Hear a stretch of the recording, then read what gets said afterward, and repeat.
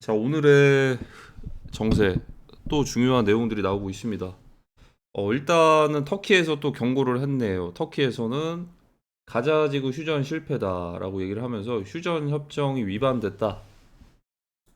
미국 쪽에서는 가자지구 휴전 협정 위반 임박이 경고를 했습니다. 그러니까 지난번에 인질 석방까지는 괜찮았는데 2차 협의가 어떻게 보면은 무장단체 해체 하마스, 무기 반납, 땅굴, 지하 터널 이런 것들 전 세계에 공개하면서 감시하에 파괴 이거를 받아들이느냐 안 받아들이느냐인데 그 뒤에는 북한의 전술이 있을 수도 있기 때문에 헤즈볼라 땅굴이랑 아니면은 하마스 땅굴 이런 게 다 북한에서 수출했다고 얘기들이 나왔죠. 이미 2023년, 24년에 공식적으로 이스라엘 측에서 공개된 내용입니다. 자, 그러니까 인질까지는 협상을 하되 그 이후에 2단계까지는 불응한다 이겁니다. 전쟁을 계속 하겠다. 전쟁을 계속 하겠다인데 여기서 일단은 미국에서도 경고를 하긴 했잖아요. 미국에서도 경고를 했는데 지금 미국 내에서도 시위가 갑자기 확산이 되고 있고 셧다운 기간이 늘어나고 그리고 베네수엘라 침공이 임박했다라는 군사 작전도 이제 승인을 받았고 그러면은 이 상황에서 가만히 이제 구경만 하는 게 아니고 아마 전선이 동북아시아로 확대될 가능성이 굉장히 크거든요. 그 부분을 좀 말씀을 드릴 건데 자, 미국에서 이제 정부 폐쇄, 셧다운이 폐쇄가 되는 거 이거 언제 다시 정상화가 되냐라는 예측이 원래는 10월 15일 이후에는 셧다운 정상화 되겠다가 정배였어요. 정확한 구체적인 날짜는 그때는 나오지 않았는데 이제 새로 또 이제 날짜가 나왔습니다. 11월 16일까지로 연장이 될 확률이 높다라고 보는 사람이 지금 43%입니다. 지금으로부터 한 달 뒤죠. 어떻게 보면. 그러니까 이제 셧다운 기간이 이렇게 장기간 누적되는 것들이 사실 30 몇 일이면 끝났는데 역대 최대 기록을 갱신할 수도 있다. 셧다운이 되면 어떤 상황이냐면 지금 미국에서 이제 예산안을 늘려가지고 이것들에 대해서 이제 그 공무원이라든지 이런 사람들에게 지불하는 그런 부분들이 돈을 또 지불을 해줘야 되는데 예산안이 반대가 됐어요. 반대가 됐습니다. 반대를 해서 돈이 늘어나지 않은 상황. 그래서 이게 계속 지속이 되면은 일단 보통은 공무원들이 무급으로 일단은 일을 합니다. 미국 내 공무원 분들이 어 군인도 마찬가지고 무급으로 일을 하는데 보통은 셧다운이 다시 풀리면은 돈을 받기 때문에 그냥 한 달 정도는 무급으로 한 적도 있어요. 어쨌든 다시 풀릴 거니까 그 다음 달에 받으면 되는 거니까. 근데 이제 이게 조금 더 계속 지속돼서 늘어나면은 약간의 뭐 예를 들어서 뭐 파업을 한다거나 이럴 수도 있는 거죠. 나 일 안 하겠다 이런 식으로. 뭐 그렇게 되면 트럼프 대통령이 그냥 해임을 해버리면 되는데 물론 이 과정에서 일부가 뭐 해임된 사람들도 있습니다 많이. 근데 여기서 강조하는 거는 군인들에게는 셧다운이 되더라도 어 월급을 줘야 된다라고 지시가 내려왔죠. 자, 근데 중요한 거는 일단은 미국 내에서 이런 상황이다 보니까 다른 여러 국가들에 대해서 관할할 수 있는 부분들이 조금은 이제 부족해지고 있는 거죠. 그러니까 이제 미국 내 내부적인 상황만 보더라도 이렇게 좀 혼란스러운 상황이니까 그게 뭐 어디 뭐 나토가 됐던 나토 그래서 알아서 싸우라고 하는 뉘앙스죠. 토마호크 안 줄 가능성도 있어 보입니다. 그러면은 이제 러시아와 우크라이나가 휴전에 대해서 조건을 걸고서 어떻게 휴전할 건지를 보고서 이렇게 갈 건데 도네츠크를 달라고 했어요. 러시아 측에서. 도네츠크는 지금 우크라이나 원래 영토였는데 뭐 대신에 어디를 주겠다 이렇게 하면서 말 그대로 휴전 안 한다라는 거겠죠. 왜냐하면 젤렌스키 우크라이나 대통령이 이런 얘기를 했죠. 영토 뺏긴 것들 되찾아야 된다 이렇게. 근데 이제 영토 뺏긴 것들을 되찾아야 되는데 우크라이나 땅을 또 이제 일부를 달라고 하니까 계속 싸우겠다라고 갈 수도 있는 거예요. 근데 계속 싸울 수밖에 없는 상황인데 토마호크까지 만약에 제공이 안 되면 이번에는 밀려버릴 수 있죠. 발트 삼국도 당연히 위협을 받을 것이고 그래서 나토는 알아서 싸우는 거고, 중동 같은 경우에도 최대한 피스 2025라고 하면서 얼마 전에 이집트에서 다들 모여가지고 하마스와 이스라엘만 참석을 안 한 평화 2025를 체결을 했죠. 샤라웃을 했습니다. 근데 지금 얼마 안 지나가지고 바로 지금 이게 휴전이 결렬된 상황이에요, 지금. 이건 정말 말도 안 되는 상황입니다.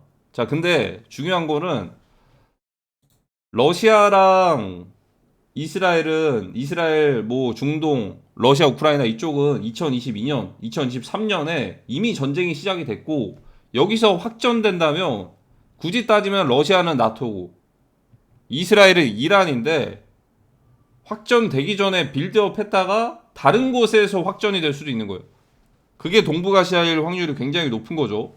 특히나 지금 미국에서는 셧다운이 유지가 되고 있고 베네수엘라 침공이 임박한 상황에서 지금 얼마 전에도 잠수함 같은 것도 이제 타격을 해버렸죠. 한 곳에 집중하지 못하는 상황을 틈을 타서 북중이 갑자기 움직일 수도 있는 거죠, 이게. 어쨌든 이게 뭐 하나의 시나리오 중에 하나라고 한다면 뭐 자연스러운 과정이 될 겁니다. 자, 그래서 이제 지금 갑자기 데이터들까지 이제 나오고 있죠. 금을 계속 모았다라는 것들은 이제 알고는 있었겠지만 중국에서 지금 미국채를 오히려 매도를 해서 미국채 매도해서 달러 약세를 좀 노리면서 오히려 또 이제 올해 초에는 갑작스럽게 이제 M1 돈을 막 이제 엄청 많이 풀어가지고 미국에서 2020년에 푼 것처럼 중국에서도 올해 풀었어요, M1을. 이거 차트를 보여드릴게요. 바로 쓸 수 있는 돈이에요, M1 같은 경우에는. 급하게 많이 풀었다.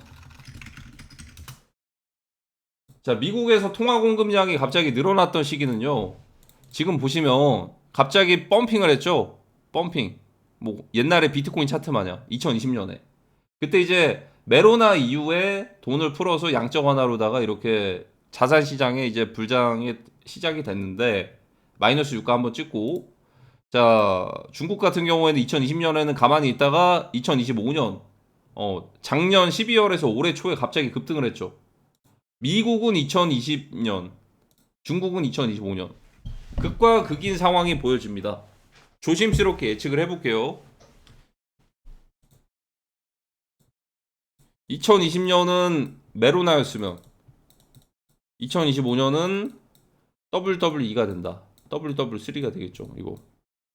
이거를 결국에는 먼저 성공은 중국 쪽에서 할 확률이 높겠죠. 지금 구조상 2020년에도 메로나, 2025년 메로나였고 이때는 뭐 이제 선거가 있었잖아요. 선거가 껴 있었으니까. 근데 2025년에는 미국 대선까지 가려면 2028년까지 있어야 되지 않나요? 2029년인가? 뭐 중간 선거도 뭐 그건 중간 선거고 대선은 다시 치를 수는 없는 거니까 그러면은 이제 여기서는 전쟁을 선택할 수도 있겠죠. 전쟁. 2025는 전쟁, 2020은 팬데믹. 이렇게. 그래서 빌 게이츠도 이런 얘기를 했습니다. 2차 팬데믹이 오냐, 전쟁이 오냐, 둘 중 하나 온다. 전쟁일 확률이 높아지고 있는 상황입니다. 그래서 이렇게 돈을 갑자기 풀면서 식량도 이전부터 비축을 해놨고요. 그러니까 이제 2년 동안 먹을 수 있는 그런 식량들이래요. 2년 동안. 그리고 중국은 애시당초에 식량이 많기는 합니다. 그게 뭐 이제 뭐 가라 식량도 있겠지만 좀 영토가 좀 넓잖아요. 넓어서 농업인들이 좀 많기도 해요. 그쪽은. 식량도 많고 그리고 뭐 과일 같은 것도 굉장히 싸기도 하고 아마 최근에 생긴 무인 점포들 있죠. 무인 점포들. 그 과일 무인 점포들 그런 게 아마 중국에서 오는 게 아닌가 이런 생각이 들기도 해요. 뭐 애플 망고 막 이런 것들 있죠. 거기 굉장히 많아요. 그래서 식량도 비축을 해놨고 지금 골드까지도 이렇게 모아둔 게 지금 비트코인은 친 크립토 미국 쪽에서 지금 이제 새로운 질서를 주도하려고 하고 있죠. 그리고 중국 쪽에서는 반대를 하고 있죠. 반대로 그래서 골드 가격이 올라가면서 골드를 모으고 있는 상황이죠. 완전 극과 극을 이룹니다. 친 골드냐, 친 크립토냐. 결국 미래는 친 크립토가 될 거겠죠. 앞으로 다가오는 시대에. 하지만 이제 먼저 선빵은 날릴 수도 있다. 지금 미국이 혼란스러운 틈을 타서 높은 확률로. 자, 그러면 이제 준비는 거의 다 끝나가는 것 같겠죠. 시기가 문제인 건데, 시기.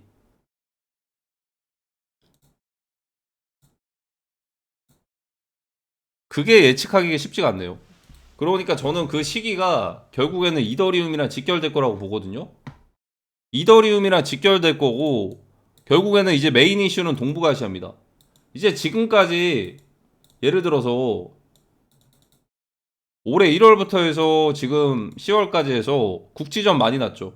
태국, 캄보디아, 이란, 이스라엘, 또 인도, 파키스탄, 뭐 탈레반부터 파키스탄, 러시아, 중동 막 이렇게 해가지고 막 여러 가지 뭐 이제 일들 많았죠. 근데 이제 중간중간에 그런 일들이 있었음에도 불구하고 자산 시장은 굳건하게 올라갔던 상황이 있었습니다. 자, 그런 상황을 앞으로 다가오는 동북아시아의 이슈와 비교하면 절대 안 될 거예요. 이거는 진짜거든요. 이건 찐이에요, 찐. 그러니까 지금까지 뭐 국지전 있고 막 이랬을 때 막 코인이랑 주식 가격이 하락을 안 했지만 동북아시아는 찐이다. 경제 강대국들이 다 몰려 있는 지역이잖아요. 결국에는 경제 강대국 중, 대, 한, 일. 여기는 뭐 북한도 있겠지만 북러도 있고. 그러니까 여기가 사실상 메인 GDP 경제 강대국이기 때문에 이쪽에서 요렇게 가고 미국도 나중에 뒤늦게나마 오겠죠. 미국은 뒤늦게 올 수밖에 없어요. 미국은 왜 뒤늦게 오냐? 그래서 미리 전략 자산들을 배치를 했겠지만 베네수엘라도 있고 지금 미국 내에서도 막 내전 일으키려고 막 계속 막 내전 날 듯 말 듯 막 이렇게 해서 극과 극으로 민주당 공화당 이렇게 계속 싸우잖아요. 그래서 이게 복귀할 때까지 이게 그 마치 상륙할 때까지 지원군이 올 때까지가 시간이 좀 걸릴 수도 있지 않을까? 미리 배치를 해두지 않는 이상? 근데 그 전략 자산들이나 이런 것들이 다 베네수엘라 쪽으로 갔기 때문에 일부가 집결한 게 베네수엘라 이쪽으로 갔기 때문에 이게 굉장히 정말 눈앞에 보이는 상황인데 어떻게 보면은 어, 이 시나리오를 피할 수는 없을 것 같네요. 이게. 그래서 이제 이더리움이 떨어지는 건 비트코인 떨어지고 리플 떨어지고 다 떨어지는 건데 그 상황을 봐야 될 건데 저는 한순간에 그렇게 진짜 하드 리셋으로 가면은 한 번에 폭락할 거고요. 예를 들어서 한 번에 폭락한다는 게 그 비트가 3,000달러, 5,000달러, 1,000달러, 10,000달러 가는 게 뭐 비상식적일 수도 있겠는데 동북아시아 전쟁 한 방이면 그 한 번에 됩니다. 충분히. 한 번에. 이게 안 될 것 같죠? 이거 돼요. 이거 충분히. 근데 둘 중 하나죠. 사실상 비트코인을 그렇게 가기에는 너무 좀 아깝기는 합니다. 사실. 한 번에 그렇게 가기에는. 어. 그러면은 비트코인 대체제가 있어야 되는데 사실 이제 블랙록 쪽에서도 비트코인 필요할까요? BTC? 굳이? 제2의 비트코인을 밀고 가면 되는데 그 제2의 비트코인이 그냥 골드를 토큰화하면 되지 않나요? 그 디지털 골드가 되고 그러니까 비트코인 상징적이고 그런 거 있다는 건 알죠. 아는데 사실 여기서 유동성 끌어왔던 것 중에 가장 큰 원동력이 됐던 게 ETF로 유입이 된 건데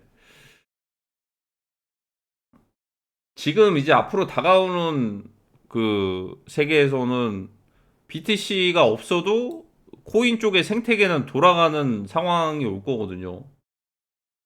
근데 만약에 또 이제 상징적인 걸로 남겨둔다라고 한다면 굳이 1,000달러를 한 번에 빼진 않겠죠.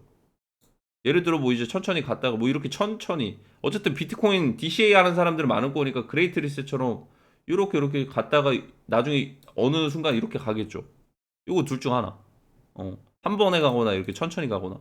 근데 이제 한 번에 갈 만한 펀더멘탈이 무너질 만한 그런 상황은 동북아 전쟁인데 단순히 동북아시아 전쟁만 있는 게 아니고 그 말씀드렸던 그거 있죠. 그 해저 케이블이 절단돼서 비트코인 채굴하는 네트워크 그거 끊어질 거 아니에요. 인터넷 다 끊어지죠. 스타링크 연결해서 채굴하는 건 아니거든요. 인터넷 끊어지면 비트코인 네트워크가 멈춥니다. 비트코인 그러면 지갑 이동도 안 돼요. 인터넷 끊어지면 지갑 이동이 안 됩니다. 비트코인 네트워크 멈춰가지고 기여를 하는 곳들이 있어서 인터넷 돌아가는 곳들이 있다고 한들 지금 그 아시아 쪽에서 동아시아 쪽에서 이제 채굴 파워들이 굉장히 좀 세기 때문에 힘들 수도 있고 그리고 애시당초에 그런 해저 케이블이 끊어지는 상황이 온다면 비트코인 가격이 온전하지 못할 수도 있는 거예요.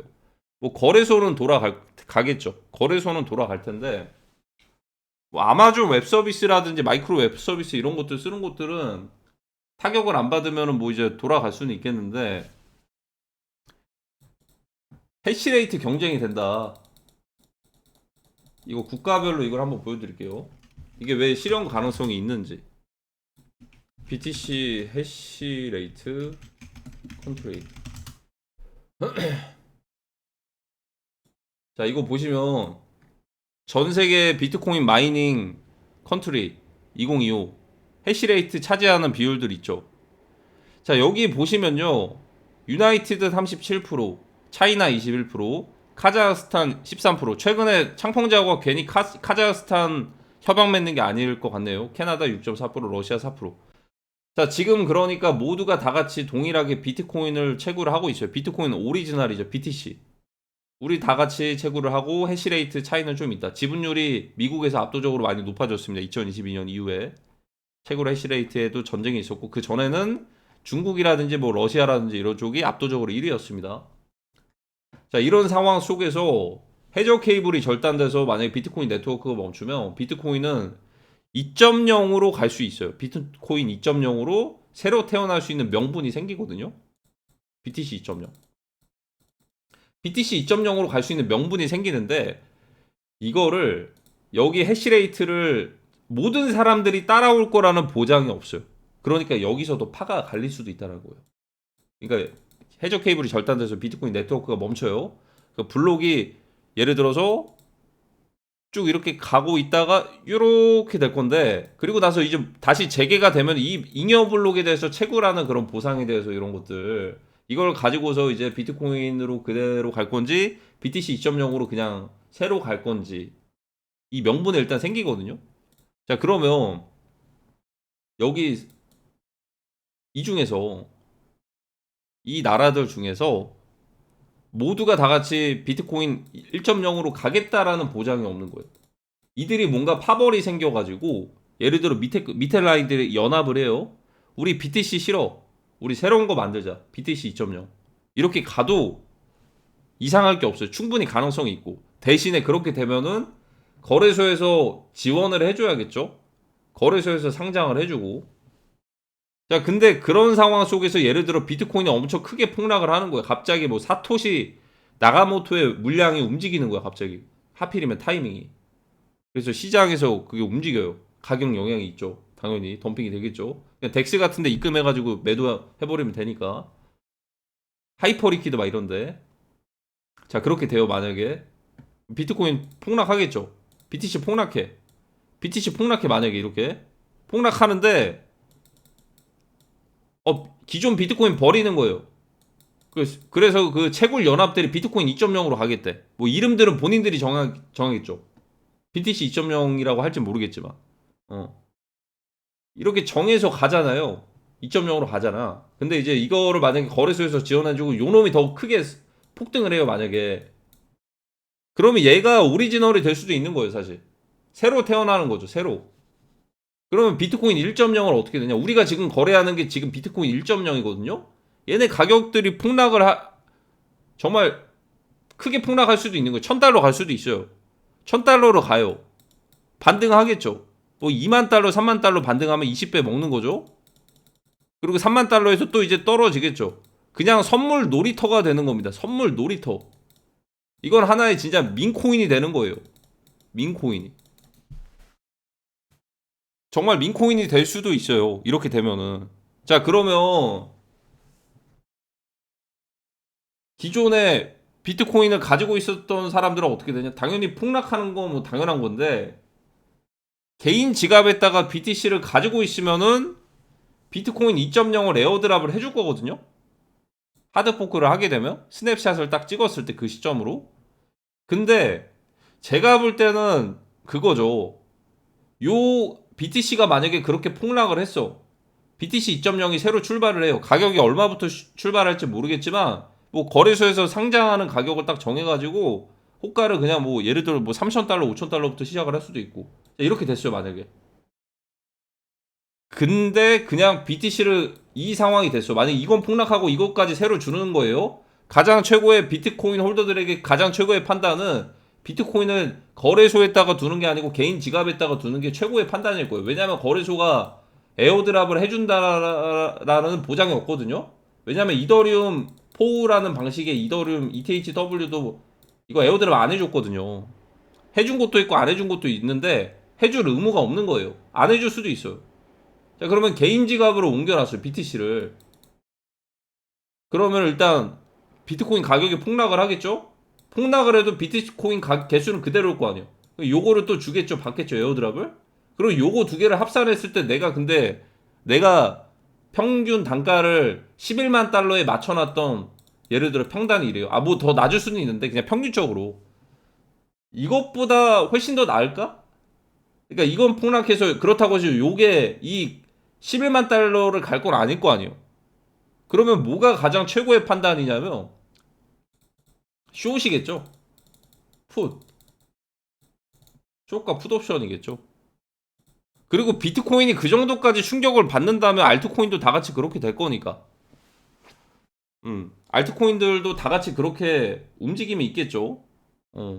폭락을 한다면 이거 가능성이 있다.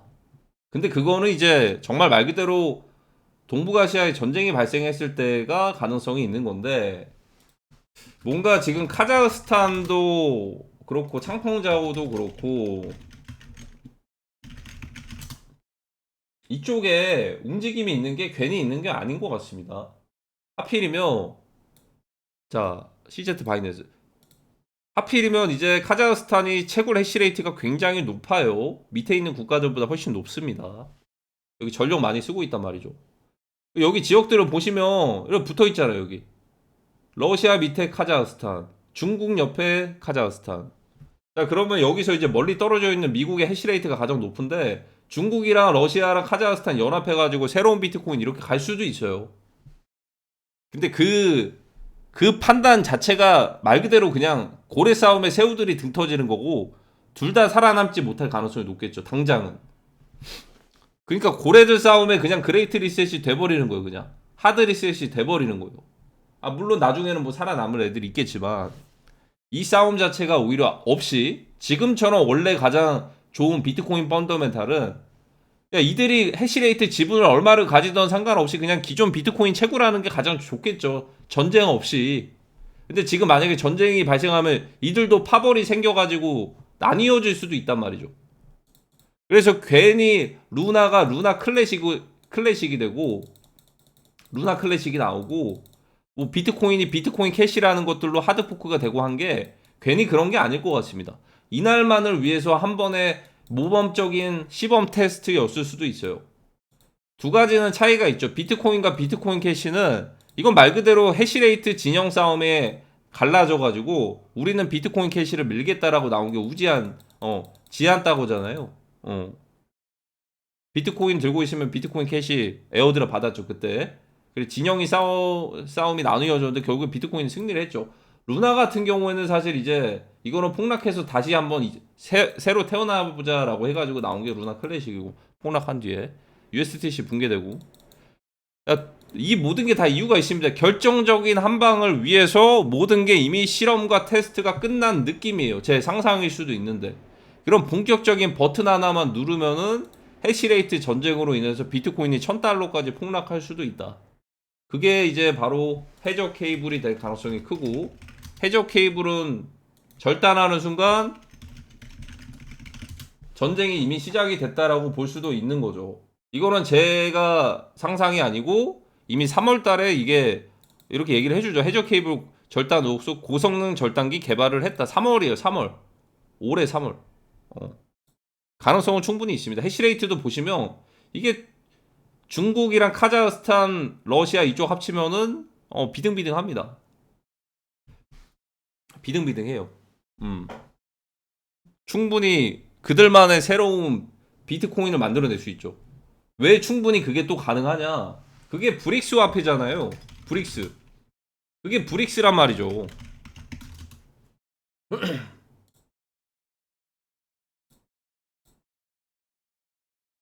브릭스 화폐는 달러 패권을 도전해서 만든 게 브릭스 화폐잖아요. 브릭스 화폐. 이 브릭스 가입국들이 연합해가지고 만든 게. 그러면 지금 이제 비트코인 최고 샤라웃 하면서 계속 달려나가고 있는 미국의 상황에서 탈 비트코인을 추구하는 움직임이 충분히 나올 수 있다 이거죠. 지금 그리고 이게 또 수치가 또 이제 걸맞고 요 세 개가 붙어 있잖아요, 이게. 그러면 탈 비트코인을 하면서 탈 비트코인 2.0으로 가는데 그럼 기존의 비트코인이 폭락할 수도 있다 이 말이죠. 충분히 가능성 있지 않습니까? 이미 그게 발생하고서 얘기하면 뭐 하겠습니까? 제 채널에서는 그게 뭐 정답이 되지 않을 수 있는데 미리 나올 수 있는 상황들을 한번 머리를 한번 써봤습니다. 시뮬레이션을 굴려봤어요. 마치 기존 달러 패권에 도전하는 브릭스 화폐 뭐 이런 것들로 도전을 하는 것처럼 기존의 비트코인에 도전하는 비트코인 2.0, 비트코인 클래식 이런 식으로 갈 수도 있다. 하지만 그게 곧 두 싸움이 고래 싸움에 새우들 등 터지는 건데 그게 결국에는 가격 상승 쪽으로는 좋지는 않습니다. 결국에 폭락을 할 거예요. 결국 싸움이 있으면 폭락을 한다. 자, 그리고 이제 높은 확률로 2022년에는 FTX가 뭔가 어떤 걸 미국에서 했다며 이제는 반대로 중국에서 할 확률이 높겠죠. 시작과 끝입니다. 시작과 끝이에요. 시작은 미국 FTX, 끝은 중국. 미국의 FTX 거래소도 뭔가를 했다면 이제 중국에서는 뭔가 이제 하겠죠, 같이. 서로 한 번씩. 한 번씩 하게 되면 도건도 사면 되고 FTX 뱅크만 프리드도 사면 되고 창펑자오도 사면 되고 사이좋게 그러지 않을까 이런 생각이 듭니다. 그래서 끝을 마무리할 곳들이 어디가 될지를 주목을 해야 될 것 같네요. 이미 시나리오는 결정되어 있을 것 같습니다. 시기가 문제일 뿐이지.